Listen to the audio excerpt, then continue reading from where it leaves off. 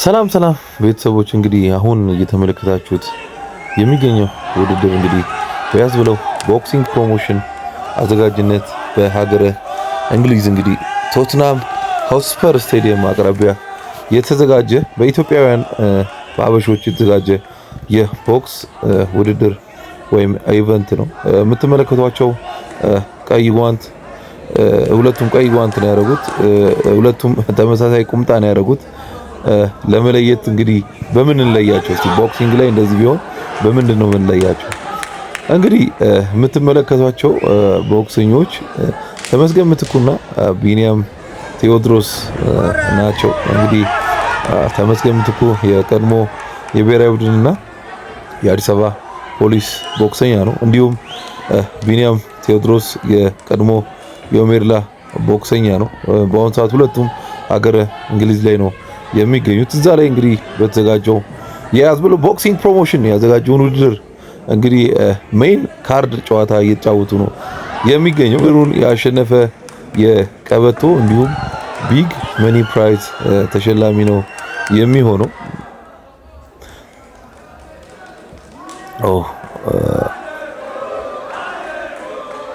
ያው ምናልባት ጓንቶቹን ለመለየት ያህል የእጅ መጠቅለያው ላይ ቢጫ ወይም ደግሞ ወርቃማ ምስል ያለው ተመስገን ምትኩ ነው። እንዲሁም እጅ መጠቅለያው ላይ ነጭ መስመር ወይም ምልጥፍ ያለው ቢኒያም ቴዎድሮስ ነው። እንግዲህ በርካታ ኢትዮጵያውያን ታድመው ውድድሩን እንግዲህ የተከታተሉ ነው የሚገኘው። ቢኒያም ቴዎድሮስ እዚሁ ሀገር ቤት የተለያዩ በከባድ ሚዛን ነው ጨዋታዎች ሲያደርግ የነበረው ኦሜርላን ወክሎ። ተመስገን ምትኩ እንዲሁ ተመሳሳይ ከልጅነቱ ጀምሮ በተለያዩ የክብደት መጠኖች ስፔሻሊ ከሀገር እስከወጣበት ድረስ ከባድ ሚዛን ላይ ሻምፒዮን የነበረ ቦክሰኛ ነው። ተመስገን ምትኩ ምናልባት የተለያዩ ሀገራት እንግዲህ ኢትዮጵያን ወክሎ ውጤት ያመጣባቸው ስፔሻሊ የናስ ሜዳሊያዎች፣ የገንዘብ ሽልማቶች ያገኘባቸው ውድድሮች አሉ።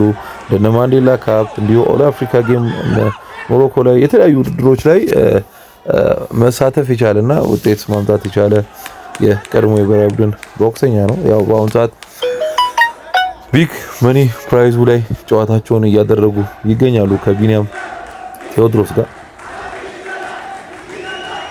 ዳኛው ጨዋታውን አስቆሞታል። አይ ቲንክ ግጭት አለ። አይ ዶንት ኖ ለዶክተር ጋር ቢኒያም ቼክ እየተደረገ ነው። ጨዋታውን ይቀጥላል አይቀጥልም የሚለውን ኦኬ ቀጥሏል።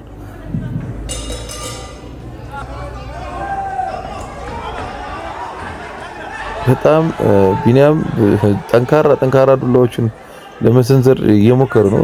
ተመስገን ምትኩ ያው ሎክ እጁ ላይ ሃይ ጋርድ አድርጎ እየተከላከለ ነው የሚገኘው።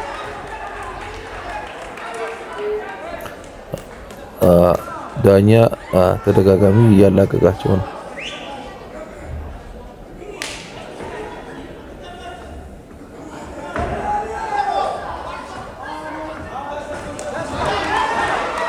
ያው ከባድ ሚዛን ጨዋታ ላይ ቀድሞ የመጣ ትንሽ አድቫንቴጅ ይኖረዋል። ስፔሻሊ ቀድሞ የላሰ የሚባል ነገር አለ። ደጋፊው በጣም ተመስጦ ነው እያየ እየደገፈም የሚገኘው። ቢኒያም ቴዎድሮስ ተመስገን ምትኩም ሁለቱም እጅግ አመላቸው በጣም ሸጋ የሆነ ቦክሰኞች ናቸው። ያው ቦክሲንግ ያው ወንድም ከወንድሙ ጋር ይጫወታል። እንደ ባለፈው አሳይቻቸዋለሁ። መንትያ ወንድማማቾች ቦክስ ስፖርት ተጫውተዋል።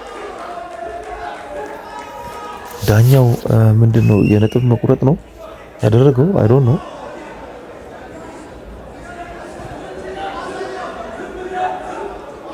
እንደነገርኳችሁ ነው።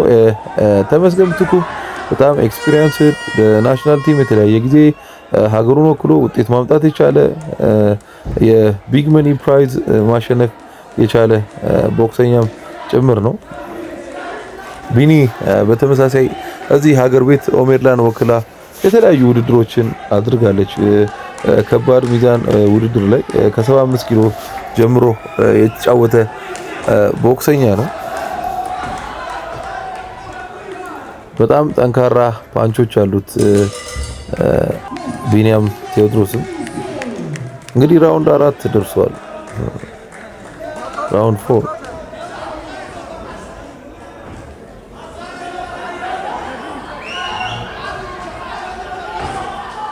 ተመስገን ምትኩ እቺ መጣው እያለ ዋርን እየሰጠ ነው ጨዋታውን ለማድረግ እየሞከረ ያለው።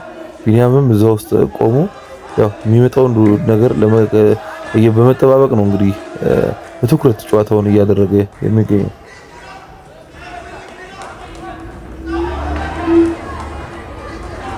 ባዲ ሻት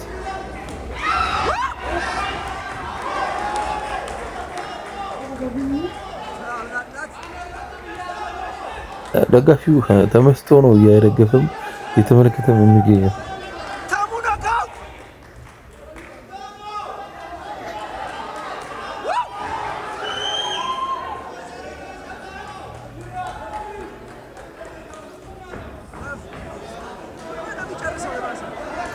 ረጅም ሁክ ለመምታት ጥረት እያደረገ ነው ቢኒያም ቴዎድሮስ።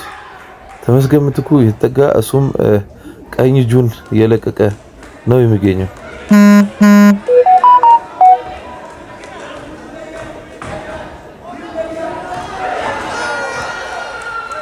በወቅቱ ውድድር ላይ ጃፒዝ ኪ መሪ እጃችሁ በጣም ለእናንተ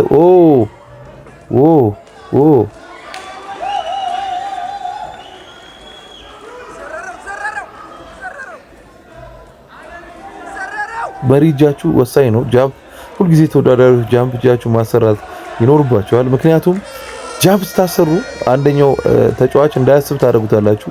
ያው የእናንተ ጃምፕ ሲመጣ ሊያስብ የነበረው ነገር ይተውና ይሄ ጃምፕ ሊመጣ ይችላል የሚል ነገር ስለሚያስብ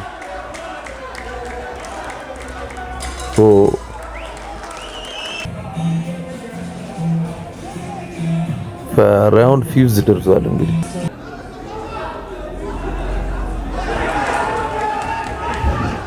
የመጨረሻ ራውንድ ነው። ላስት ራውንድ ቢኒ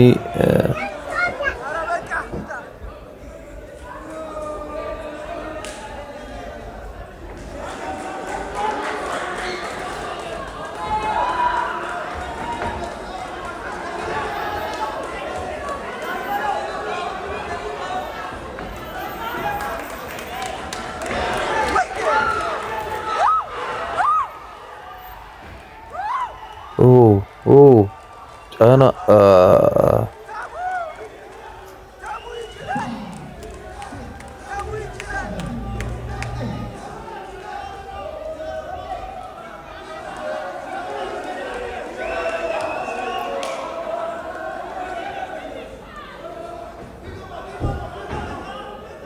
ተመስገን ምትኩ ማረሰው ጨዋታ ስፔሻሊ አይ ቲንክ ደቡብ አፍሪካ ማንዴላ ካፕ ውድድር ላይ ይመስለኛል አንድ ቦክሰኛ አይ ቲንክ የማንዴላ ካፕ ላይ የተሳተፈ ቦክሰኛ የቀኝ ምት መቶ አስተኝቶት እንግዲህ ማሸነፉ አስታውሰዋለሁ። እሱ ጨዋታ በጣም የሚገርም ፐርፎርማንስ ነበረ የተመስገን ምትኩ። ኦኬ ውድድሩ ተጠናቋል። ዳኛው ቢኒያም ቴዎድሮስ በቃው ብሎ ወስኗል።